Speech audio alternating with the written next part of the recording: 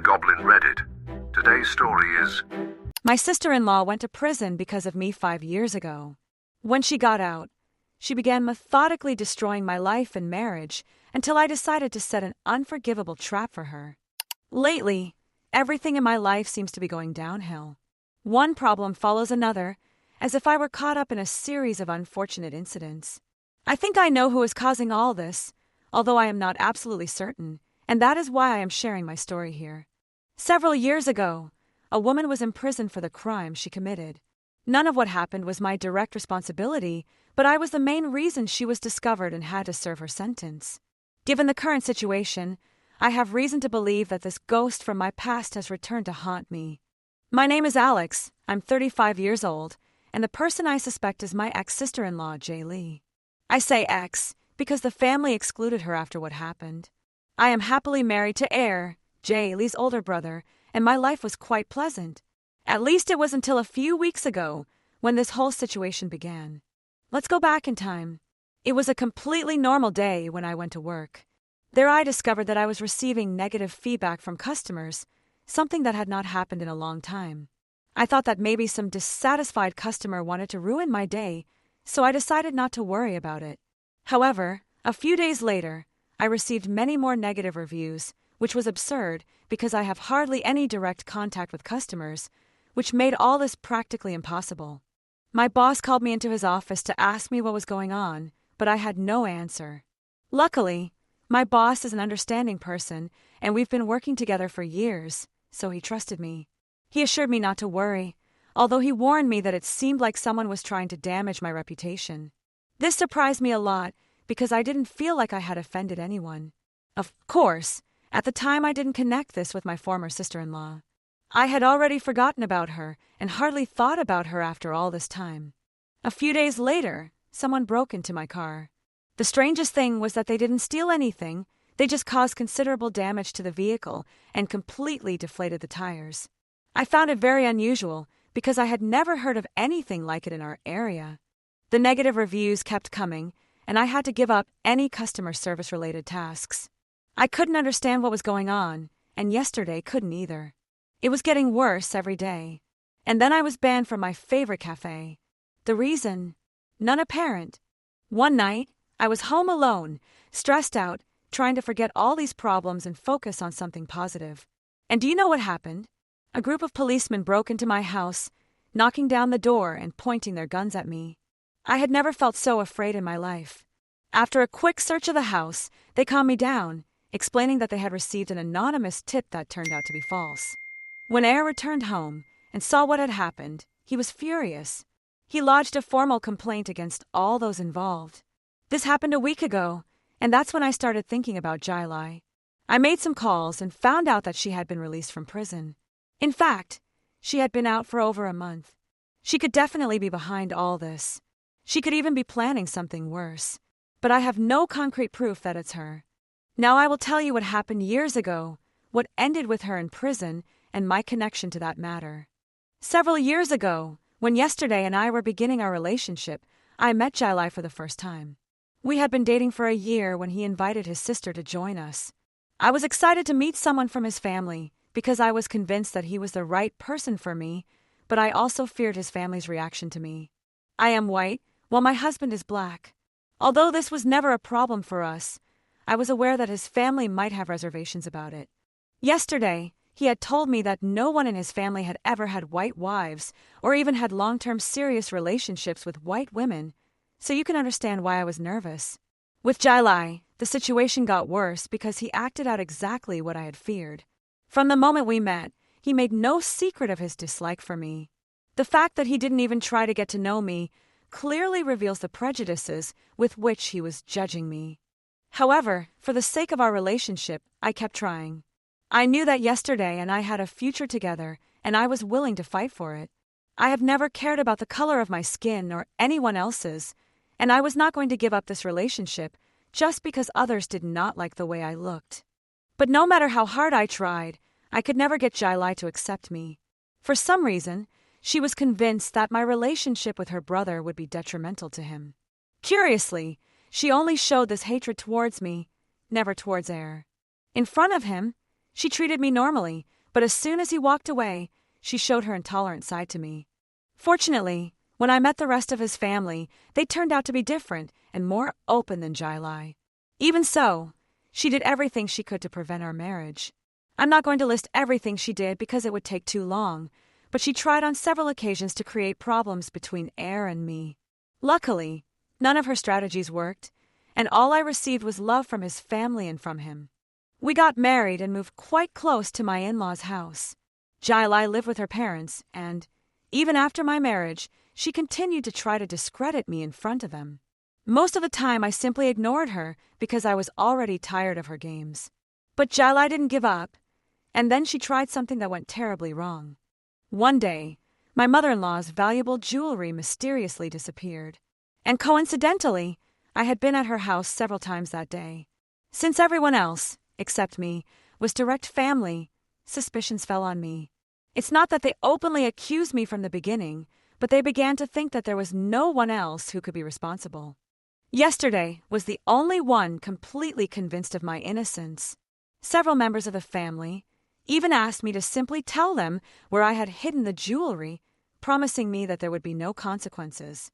At that point, I told everyone that they were framing me and that it was probably my sister-in-law.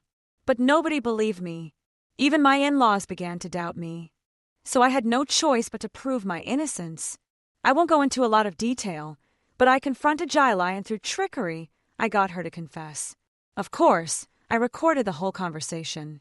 I asked her to return the jewelry, but she just laughed in my face.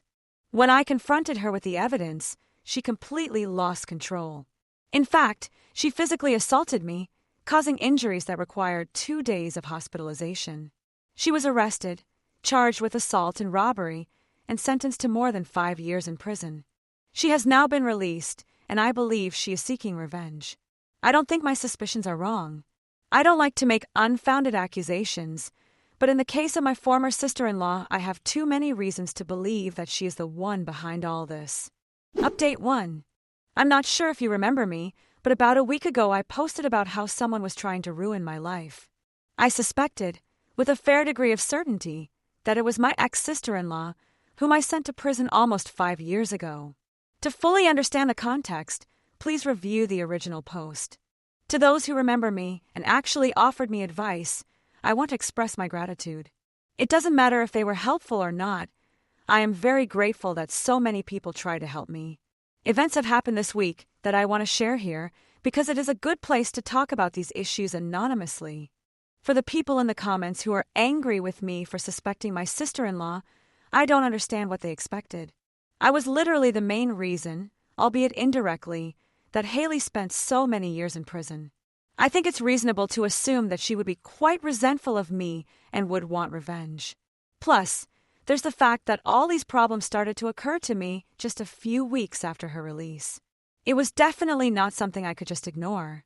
After my previous post, I came to the conclusion that no one else would want to see me suffer as much as Haley did. So I first talked to my husband about what we should do. He also knew that Haley was out and considered that she might be behind all this. He told me that he was extremely busy with work and would need a few weeks to make himself available. He wanted me to wait so that we could look for the person responsible together, whether it was his sister or not. He simply didn't want me to face all this alone. I told him that I wasn't going to sit around waiting for a week while someone actively tried to destroy my life. I told him that I would at least talk to his sister, as I believed that she was obviously involved in all this. I mean, it was obvious. He replied that even if she admitted it, there wasn't much we could do. He insisted that waiting and acting together was our best option. I had to accept because he wasn't going to give in. So I agreed just to keep him calm. However, yesterday I called in sick and didn't go to the office. While my husband was on his way to work, I secretly went to see his sister without telling him because I knew he would never allow me to go alone. So I visited Haley not knowing what to expect. Anyway, I was carrying pepper spray in case she tried anything. I wasn't going to keep away out of fear of her. If she tried anything, I had something to defend myself with. It wasn't bear-proof pepper spray, but it would be enough to stop her in her tracks. Since I had no way of contacting her beforehand, I simply approached her house and knocked on her door. She was living in a small apartment. She was quite surprised when she opened the door, so she asked me to leave.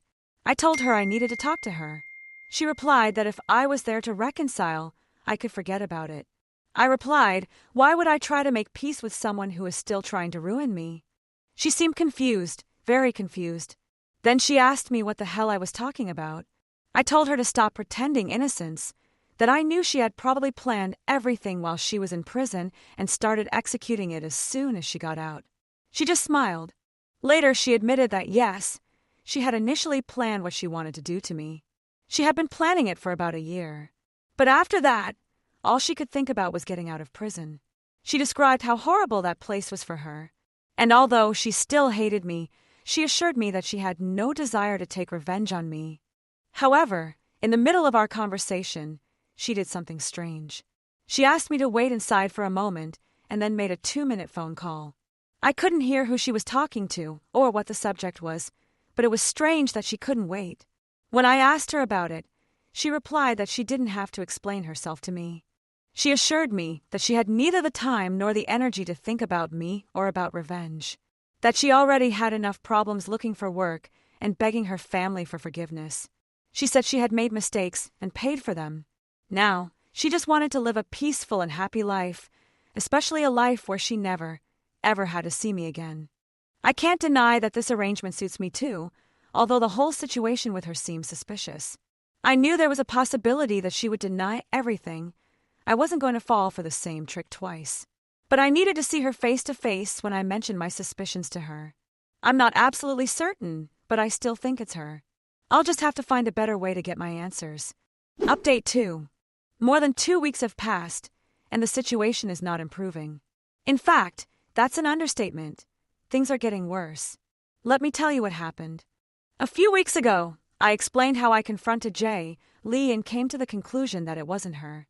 Well, there is something I didn't tell you because at the time it didn't seem significant enough to include in an update, as it initially didn't seem related to this matter. On my way home, my car suddenly broke down. I'm terrible when it comes to mechanical repairs, so I had no idea what was wrong. I couldn't reach my husband or any of the people I normally rely on, and at that very moment, out of nowhere, a car pulled up behind mine. Frank, my ex-boyfriend, got out of it. He seemed very surprised to see me and asked me what was going on. Frank was my last relationship before I started going out with Air. We didn't end on good terms or amicably, but it seemed that Frank had already gotten over everything and was sincerely glad to see me. He insisted on helping me, and since I had no alternative, I accepted. There was another person in his car, which I found slightly strange. That person drove my vehicle while Frank towed it with his. I sat with Frank in his car. He took me to a mechanic to pick up my repaired car, and then he let me go. He was very kind, and I thanked him for his help. When I got home, I didn't mention anything to my husband because if I told him what had happened with my ex, I would also have to reveal that I had visited his sister. Besides, there was nothing important to tell, just that he had helped me get to the garage, and that was it. That turned out to be a big mistake, which brings me to this update. 2 weeks passed, and I had almost forgotten the whole incident. But then, unexpectedly, yesterday he accused me of being unfaithful. At first, I didn't even take him seriously because he trusted me completely. I had never been a jealous person. But when I saw that he wasn't joking, I asked him what was going on. He replied that I had cheated on him. I assured him that was impossible. I almost got angry with him for even thinking it. But then he told me he had photographs. First, images of Frank and I sitting together in his car very close. Then, photos of the two of us standing side by side. I couldn't believe it, because at that moment I realized they were still trying to ruin my life. I told Air, "Listen, I can explain." But he refused to listen to me. He claimed that I had spent time with my ex and had lied about it, and that there was no other explanation for it, except that I was being unfaithful to him. He only asked, "Was this the day you came home late?" I answered yes, and explained the whole situation. He said he was fed up with my lies and insulted me with a word I hate. That made me angry, which only made things worse. After arguing for about 20 minutes, he started packing his suitcase. I asked him where he was going. He replied that he didn't want to see me for a while. I begged him not to leave and told him that I needed him. He simply replied, "Call Frank," and then he left. I'm not trying to play the victim here. I should have told him everything when it happened. I thought that telling him about my visit to his sister would make things worse between us, but it turned out that it was worse to keep it from him. At the time, with my life in such chaos, I couldn't just stand by and wait for him to help me. Even so, I don't want to shirk my responsibility in this. I know I've made a mistake, and I'll have to work hard to repair my marriage, as well as dealing with all the problems Gailey is causing me. That's why I'm still writing, because there are people here who are supporting me, and that gives me strength. Update 3. I hope you are having a wonderful day. I am too, because I finally figured out what is going on. Or at least, I now have a clearer idea of the overall situation. These 2 weeks have provided me with a lot of material to write about, so I will go straight to the events, so as not to waste time. After my last update, I was convinced that Frank was involved in some way, because as soon as the photographs reached my husband, he disappeared. I couldn't contact him, I couldn't locate him, and when I went to the garage to get proof that they had repaired my car, they acted as if they didn't know who I was talking about. They refused to even recognize the vehicle that they themselves had fixed. This was more than enough to believe that Frank was involved along with whoever it was who was trying to destroy me. He suggested that particular garage out of all the ones available in the city. I even considered for a moment that maybe he was the only one responsible for everything, that Gailey had no part in it. But no matter how involved Frank was, I knew that he alone could not have planned all this. It was impossible. Besides, I was sure he didn't hate me enough to do something like this. There had to be someone else behind it, and he was the only person who could reveal it to me. Or at least, that's what I thought. Because after returning from the workshop, I suddenly remembered Frank's sister, River. I hadn't seen her in years. I didn't have her contact details, but I followed her on Instagram, so I opened my old account and sent her a long message. She saw it a few hours later and replied with her phone number. I called her, and it turned out she was nearby for work reasons. So we met up. Seeing her after so long was a shock, and she laughed, saying that now I was a real old lady. But the conversation turned serious as soon as I told her what was happening. She couldn't believe it, and even less that her brother was involved. She assured me that Frank wasn't smart enough to have orchestrated all this on his own. Then she revealed something unexpected. Frank lived with her and depended on her for most of his expenses. Then she told me another surprising detail. Frank had left town. She said he would be back in a few weeks. This complicated everything. He was my only hope of convincing my husband and discovering the truth. However, River told me something that changed everything. The only person with whom Frank maintained constant contact was his girlfriend. I didn't know much about her, not even her name, but I had seen her in photographs. I thought this clue was good enough, so I asked him to show me who Frank's girlfriend was, as I could try to talk to her. He told me he had some photos of them together. I guess there's no need to reveal who Frank's girlfriend is, as I recognized her instantly. Frank was having an affair with Jay Lee. Suddenly, it all made sense. After sharing the photographs with me, I thanked River and left. There is no denying now that Jay Lee is involved in all of this. She was using Frank to get back at me, while pretending to have nothing to do with the situation. Fortunately, I didn't fall for it. Now that I have proof, I've tried to talk to my husband, but he completely refuses to listen to me. So I'll have to deal with this alone again. And honestly, I think it's better this way. If yesterday were here, she would probably ask me not to do what I'm thinking of doing now. Some will tell me that it is precisely what I should do, but if Jay Lee wants to play with me, I am going to play with her too. What else am I going to let her do with my life? Destroy my job, my marriage, and everything that matters to me? The only thing I will do is make her regret meddling in my life again. Update 4. Yes, it has taken me a whole month to prepare my revenge against Jay Lee, which is why I haven't updated. It's not that I've chickened out as some of the comments suggested. Not only am I going to prove to them that I haven't chickened out, but I'm going to tell the rest of you what happened with my revenge. I called my in-laws and asked them how their relationship with Jay Lee was going. I had already heard from other relatives that they were actually rebuilding their bond with her, and I just wanted to confirm it. They told me that Jay Lee had changed and that they were gradually working on forgiving her. I expressed my joy for them and that I had no problem with it. My in-laws were very happy to hear this, and they acknowledged that they hadn't mentioned it to me before because they were afraid it would upset me. Then they informed me that they had invited Jay Lee to a family gathering that would take place in a week's time. At that moment, I knew I had to attend. I wanted to do something, but I wasn't sure how to go about it, and my in-laws gave me a perfect opportunity. So I prepared everything meticulously, and a week later, I attended the family event. Obviously, as I was going to be there, my husband didn't show up. The other members of the family, including my in-laws, didn't know the details of our discussion, but they knew something was going on.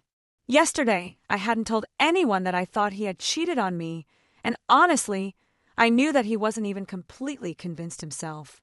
But at this point, I no longer needed to persuade him. I arrived at the meeting and waited for Lee to show up. Then I stood in the corner waiting for her to try to talk to me. I knew she wouldn't be able to resist the temptation to see me miserable because that's what she was going for. As soon as she saw me, she came over and began her performance. I tried my best to behave normally, which made me look really strange. I led her to believe that I knew something was going on, but that I didn't want her to know. I had managed to pique her curiosity, and you know what they say about curiosity. Although the outcome for Lee was not the same as for the cat, I continued to pretend that everything was fine. Then I quickly left, saying that I had a phone call to make. I was sure she would follow me, which she did. She stayed behind to eavesdrop on my conversation, and I made sure she heard everything. I wasn't really talking to anyone, but I pretended I was. I told my imaginary caller that she was doing an excellent job and that she didn't suspect anything. Yes, I probably copied this tactic from the call when I visited her. I did copy it from her, they can sue me. Then I casually mentioned that I already had all the necessary evidence, and that, after tomorrow, because I had a lot of work that day, I was going to present it again. I made her believe that I had compromising information against her, something that I couldn't be allowed to reveal to everyone. During the fake call, I also indicated where I kept the supposed evidence in my house to tell this imaginary person that they were very safe there. Although I wasn't really worried about security, quite the opposite, I wanted Haley to have easy access so that she would be tempted to look for them. I knew she wouldn't be able to resist, and the look she gave me all night long confirmed that the next day she would do something. But I never imagined that she herself would dare to break in and rob my house. Obviously, I made things easy for her because I wanted her, or whoever she was sent by, to be caught. So she entered my home and started going through my belongings. She was so focused on looking for something that didn't exist that she didn't notice the police. I had installed a silent alarm since I had been living alone, and she fell completely into the trap. The officers arrested her, and the whole family was absolutely shocked. That's when I used all the evidence I had, the real evidence, to explain to everyone what was happening. The whole family, including Air, couldn't believe that Haley was acting like this again. Not because they thought she was incapable of doing such a thing, she had done it before, but because she was repeating it for a second time. Haley cried, asking for forgiveness, begging me not to do this to her again. I replied that she had brought it on herself. After that, I refused to talk to her. But the greatest revenge, at least from my perspective, was not mine, but what she received from her parents. They declared that she deserved to rot in prison and asked her never to contact them again, not even when she was released. Yesterday, she apologized to me, and so, suddenly, my life returned to normal. Haley will return to prison, and honestly, I would feel compassion for her if she hadn't tried to ruin my life on 2 occasions. Maybe prison is where she belongs. Oh, and Frank didn't escape the consequences either. I hadn't planned anything specific for him, but after what happened, I told River the whole situation. And her. She kicked him out of the house and eliminated him from her life as soon as she had confirmation of everything he had been involved in. Honestly, I don't know if Frank did all this because he hated me or because he loved Haley. I don't know if she manipulated him or if they just bonded over their hatred of me, but I don't really care either way. I have also denounced Frank for his part in this. It was a flaw in my plan not to have included him in my revenge from the beginning. Fortunately, it is something easily remedied. Edit. Someday I will share my story with Frank, although it is not a story intense enough to justify what he did. Update 5. For those who were curious about my story with Frank, I will briefly tell you how we ended. Frank was unfaithful to me with several women. When I discovered him with one, and later the others came to light, I ended the relationship. But he did not accept it properly and began to harass me. Eventually, He stopped when he realized that I had moved on, and I had not heard from him for a long time. Until our recent encounter. That's all. I don't think I caused him any harm, apart from ending the relationship because of his infidelity. Now, regarding my sister-in-law Jaylee and her boyfriend Frank, we have the court's verdict. Jaylee will have to return to prison for an additional period of 13 years. Who would have thought that trying something against your former victim would have these consequences? Not even her parents attended her trial this time. They completely abandoned her throughout the whole process. I received updates only through my lawyer, who shared daily details with me with the information he was able to obtain from his colleagues.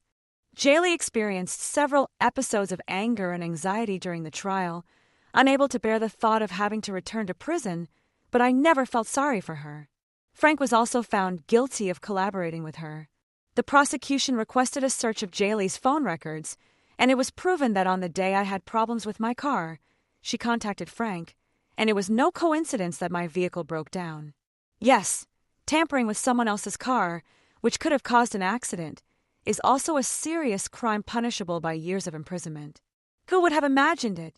Frank was given 7 years, the number of good fortune. Let's hope that luck accompanies him during his time in prison, and that he brings us more blessings. I think this is the best ending for my story. To publish another one would only tarnish this happy ending for me. So I'll leave it there. It has been a pleasure to share my experience with you.